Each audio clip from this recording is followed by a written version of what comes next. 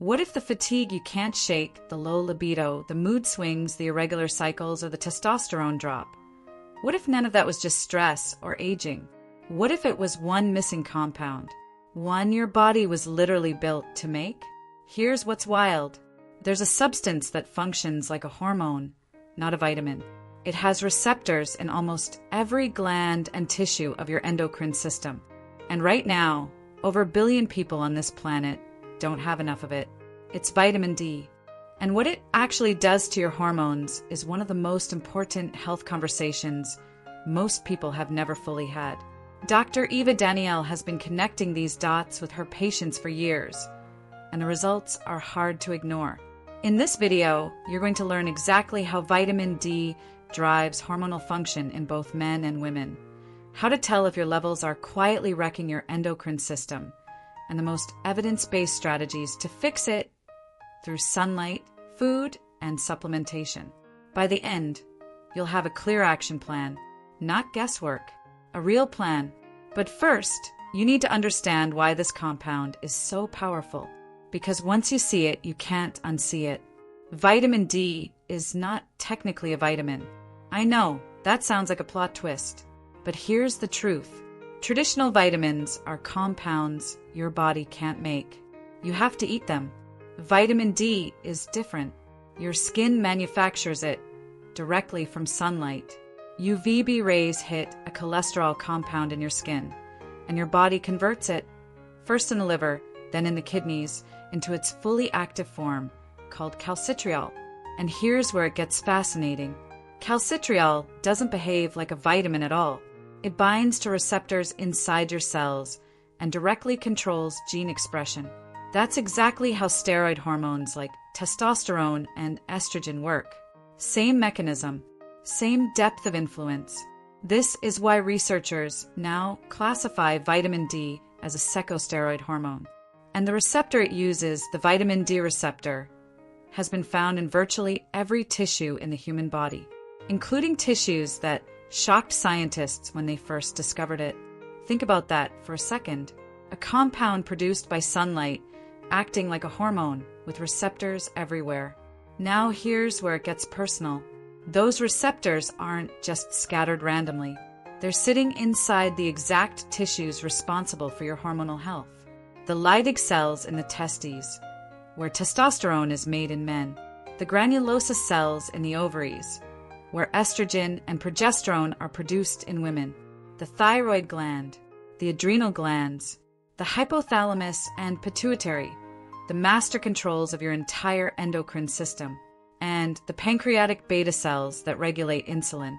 Vitamin D isn't just near your hormonal system. It's embedded inside it. When your levels are adequate, these systems have what they need to function. When they're not, the consequences don't stay in one place. They ripple across your entire hormonal network. And here's the part that should genuinely alarm you. Deficiency isn't rare. It's an epidemic. Estimates consistently show over 1 billion people globally are deficient or insufficient. And the groups most at risk are larger than most people think. People in northern climates, people who work indoors, people with darker skin who need more sun exposure to produce the same amount, older adults whose skin synthesis declines with age, and people carrying excess body fat, where vitamin D gets trapped and stored rather than circulated. The symptoms? They're frustratingly vague. Fatigue that sleep doesn't fix, low mood, brain fog, bone and muscle aches, a weakened immune system, and hormonal symptoms that most people chalk up to getting older or being too stressed. That's the trap. Because these symptoms are nonspecific, they almost never point a finger directly at vitamin D. And because testing hasn't always been standard in routine blood work, millions of people are deficient right now and have absolutely no idea. Real symptoms, real cause, never identified. That changes today. Let's talk about men first, because this is where some of the most compelling research on vitamin D and hormonal health has landed. And the findings are hard to ignore. Testosterone and vitamin D. The connection has been documented across multiple research designs, observational studies, cross-sectional analyses, controlled supplementation trials. The kind of consistency across different research methods carries real scientific weight. Here's what the data shows. Men with higher vitamin D levels consistently have higher testosterone levels across age groups, across different populations. And these associations hold up even after accounting for other factors that influence testosterone. This isn't a coincidence of shared healthy habits. The relationship between vitamin D and testosterone appears to be direct. So how does it actually work? Vitamin D receptors sit on the Leydig cells inside the testes, the very cells responsible for testosterone production. Research examining gene expression in these cells has found that vitamin D directly influences the enzymes involved in steroidogenesis. That's the biological process where cholesterol gets converted, step by step, into testosterone. Vitamin D isn't just supporting testosterone from the outside. It's involved in the manufacturing process itself. And the supplementation trials back this up. 1 year-long randomized controlled trial took vitamin D deficient men, supplemented one group with vitamin D, and gave the other a placebo. The result? Significantly greater increases in testosterone in the supplemented group. The improvement wasn't marginal. It was meaningful and clinically relevant. Other trials have found the same directional outcome. Now, Dr. Eva Danielle is clear on this point, and it's worth stating directly. The evidence is strongest for men who are genuinely deficient. If your levels are already in the healthy range, pushing them higher won't linearly boost testosterone further, and taking extremely high doses carries real toxicity risk. The goal is optimization, not maximization. But beyond testosterone, vitamin D influences the broader hormonal environment in men in two more important ways. First, insulin sensitivity. Poor insulin sensitivity disrupts the hormonal ecosystem. It elevates estrogen conversion, suppresses testosterone, and throws off the entire balance. Adequate vitamin D supports insulin function, which keeps that hormonal environment stable. Second, inflammation. Chronic low-grade inflammation is one of testosterone's most consistent enemies. It directly suppresses production. Men with adequate vitamin D levels tend to carry lower inflammatory markers. That anti-inflammatory effect creates a hormonal environment where testosterone can actually thrive. The real-world impact of all this? Testosterone drives libido, erectile function, muscle mass, energy, mood, and overall vitality. A single nutritional factor that supports testosterone at the biological manufacturing level has consequences for every one of those dimensions of male health. This isn't a peripheral connection. It's central. Now, let's talk about women, because the picture here is just as significant, and it has some unique features that deserve their own attention. Women's hormonal systems are more complex in their cycling. Estrogen, progesterone, and smaller amounts of testosterone are all orchestrated through a monthly rhythm and shift across a woman's entire reproductive lifespan. Vitamin D touches multiple points in that system. Studies have found that women with lower vitamin D levels show higher rates of menstrual irregularities, and that makes biological sense because vitamin D receptors sit directly on the ovarian granulosa cells that produce estrogen and progesterone. When vitamin D is low, that production can be disrupted at the source. Then there's PCOS, polycystic ovary syndrome. It's one of the most common endocrine disorders in women of reproductive age, and it has a well-documented relationship with vitamin D deficiency. Research has found that deficiency is significantly more prevalent in women with PCOS compared to those without it. Supplementation trials in women with PCOS have shown improvements in menstrual regularity, insulin sensitivity, and hormonal markers in several studies. The responses vary individually. Dr. Eva Danielle notes that vitamin D optimization is increasingly recognized as a key supportive component of comprehensive PCOS management. Not a cure, a meaningful piece of the puzzle. Fertility is another area where vitamin D status matters. Receptors have been found in uterine tissue, in placental cells, and in the hypothalamic pituitary axis that governs the entire reproductive hormonal cycle.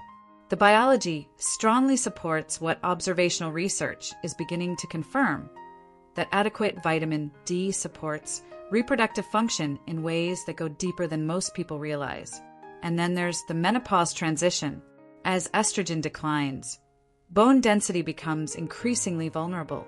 Vitamin D and estrogen work together to protect bone health. So as estrogen falls, vitamin D optimization becomes even more critical. This is one of the most well-established and clinically recommended nutritional priorities for women in this life phase. Some research also suggests that women with adequate vitamin D status may experience a lower burden of menopause symptoms, though this is still an emerging area and the evidence continues to develop. Finally, mood. The hormonal fluctuations of the menstrual cycle, perimenopause, and menopause all affect psychological well-being deeply. Vitamin D receptors are found in brain regions involved in mood regulation and serotonin synthesis. Research has consistently linked vitamin D deficiency with depression-like symptoms. The neurological presence of those receptors provides a real, plausible mechanism for what clinicians are observing in practice. For women, vitamin D isn't just about bones. It's about hormones, cycles, fertility, mood, and quality of life across every stage of reproductive health. Now, let's talk about something that doesn't get nearly enough attention in the vitamin D conversation: the thyroid connection.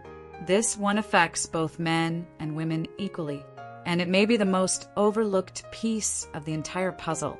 Your thyroid produces hormones that regulate metabolism, energy production, body temperature, heart rate, and interact extensively with your reproductive hormone systems. When thyroid function is off, everything feels off. Weight shifts unexpectedly, energy disappears, mood destabilizes, hair thins, and for women, cycles become irregular. Thyroid dysfunction is extraordinarily common. It affects an estimated 1 in 20 people across many populations, and it's significantly more prevalent in women than men. What most people don't know is that vitamin D has a meaningful relationship with thyroid health through 2 distinct mechanisms. The first is immune regulation. The most common cause of thyroid dysfunction in developed countries is an iodine deficiency or stress. It's autoimmune disease. Hashimoto's thyroiditis is the leading cause of hypothyroidism. Graves' disease is the leading cause of hyperthyroidism. Both involve the immune system turning on thyroid tissue and attacking it. Here's where vitamin D becomes critical. Vitamin D has well-documented immune modulatory properties, and vitamin D receptors have been found on the exact immune cells, T cells and B cells, involved in autoimmune processes. Research has found significantly higher rates of vitamin D deficiency in people with autoimmune thyroid disease compared to healthy controls. Some intervention studies have shown that correcting deficiency in these individuals supports measurable improvements in immune markers. The immune system and vitamin D are deeply connected, and when vitamin D is chronically low, immune dysregulation becomes more likely, including the kind that targets your thyroid.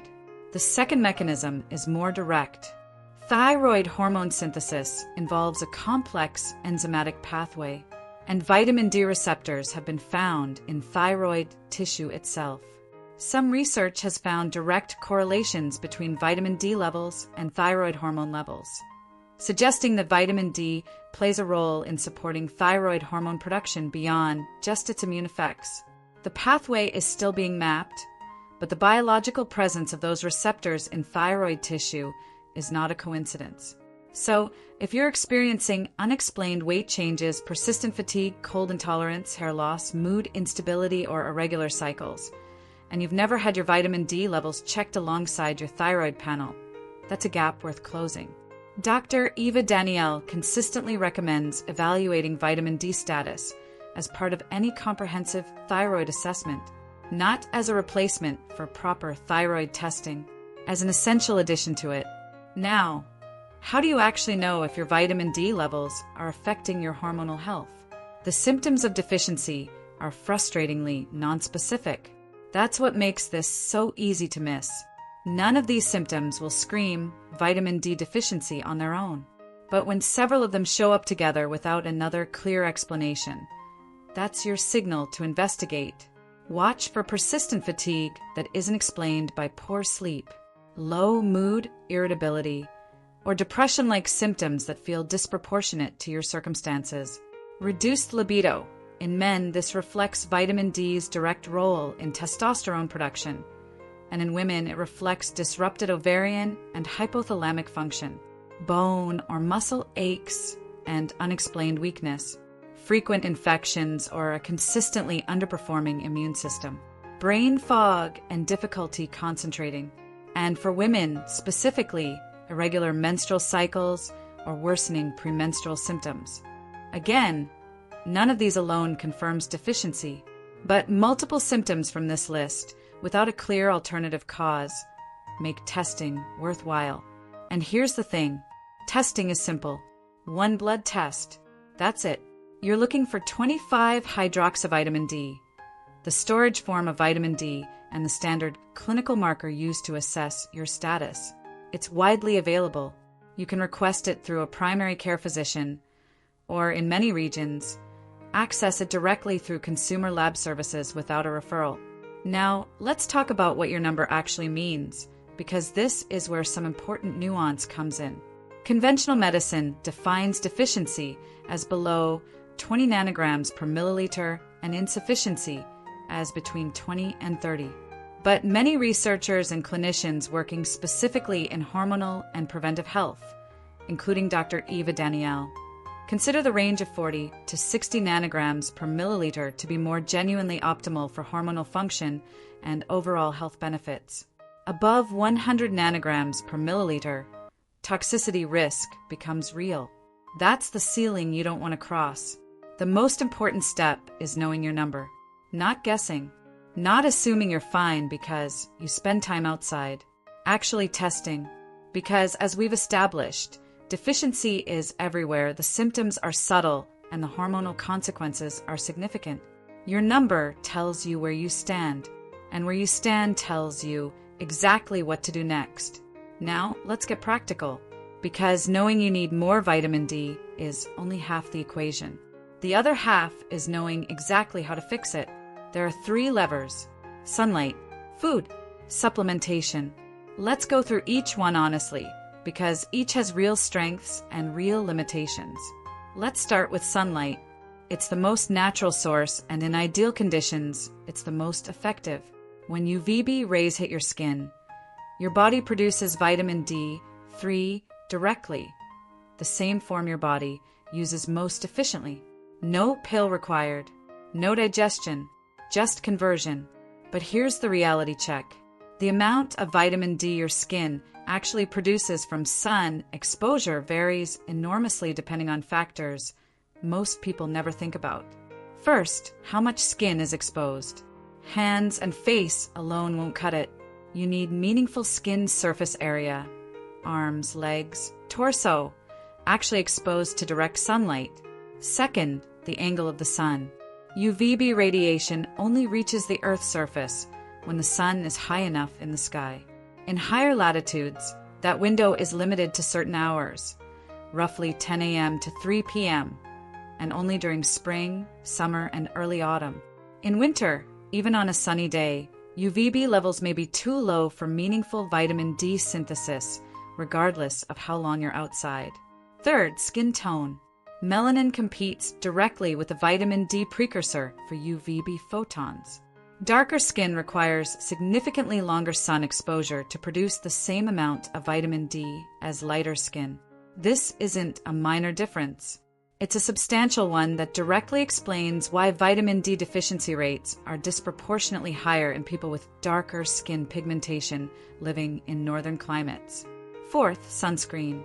It's essential for skin cancer prevention, but applying it before sun exposure significantly reduces vitamin D synthesis. This creates a genuine tension that requires a practical balance rather than an all-or-nothing approach. Fifth, age. The skin's capacity to synthesize vitamin D declines meaningfully as we get older. Older adults can produce significantly less vitamin D from the same sun exposure compared to younger adults. The practical takeaway: brief, regular, unprotected midday sun exposure, exposing arms and legs when the sun is high, offers the best balance between synthesis and skin safety, never to the point of burning. But for a large portion of the population, especially in higher latitudes or with predominantly indoor lifestyles, sunlight alone simply cannot maintain optimal vitamin D levels year-round. That's where food and supplementation become essential, not optional. Now let's talk about food. And let's be upfront about this. Dietary sources of vitamin D are limited. This is a core reason why deficiency is so widespread globally. You cannot eat your way to optimal vitamin D through a standard modern diet without being very deliberate about it. The best food sources are fatty fish. Salmon, mackerel, sardines, and herring provide the most meaningful amounts of vitamin D3 per serving. If you're eating fatty fish several times a week, you're getting a real contribution. Egg yolks provide smaller but consistent amounts, valuable for regular egg consumers. Beef liver offers moderate levels. Certain mushrooms, particularly those exposed to UV light during growing, can deliver meaningful vitamin D2. And fortified foods like some dairy products, plant-based milks, and breakfast cereals contain added vitamin D, though amounts vary significantly by brand and product. Here's the honest assessment. For most people who are deficient, food sources alone won't fully correct the problem, especially without adequate sun exposure.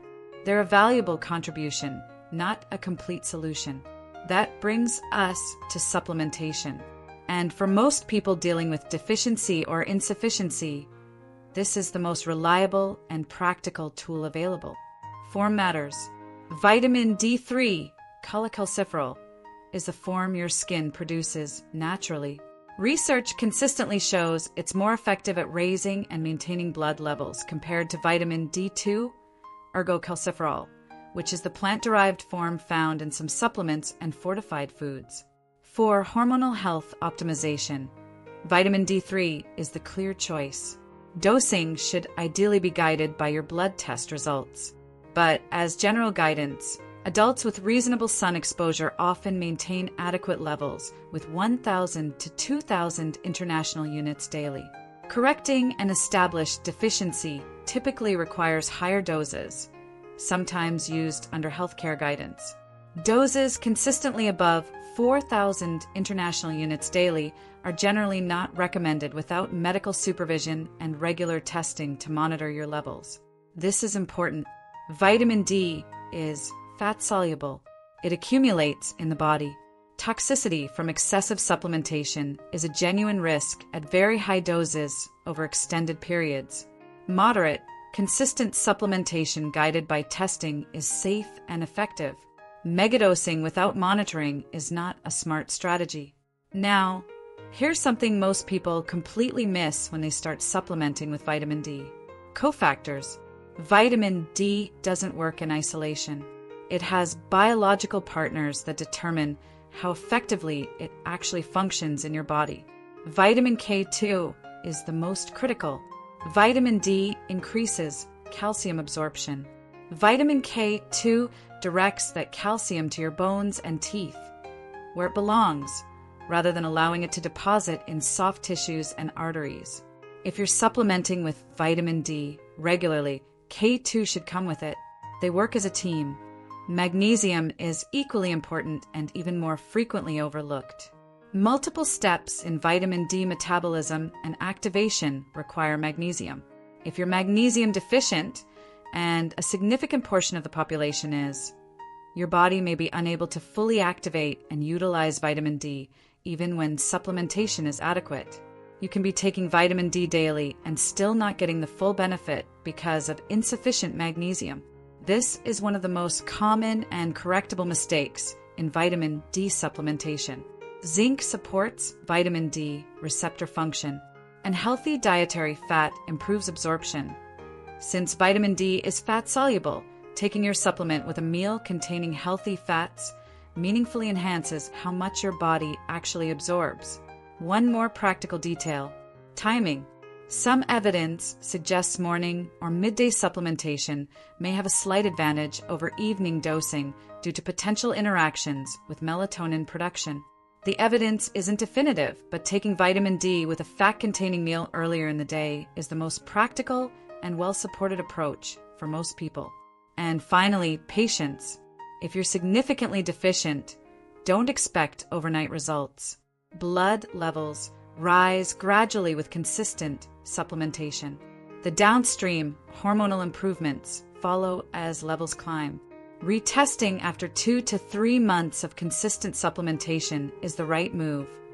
It confirms your levels are moving in the right direction and lets you adjust your dose accordingly. Here's the final piece, and it may be the most important mindset shift of this entire video. Vitamin D is powerful. The research is clear. The hormonal connections are real and significant. But vitamin D doesn't work in a vacuum. It works within a system. And understanding that system is what separates people who see real results from people who take a supplement and wonder why nothing changed. Let's put it all together. Magnesium deficiency limits your ability to activate and utilize vitamin D, no matter how much you're taking. Zinc deficiency impairs both testosterone production and vitamin D receptor function simultaneously.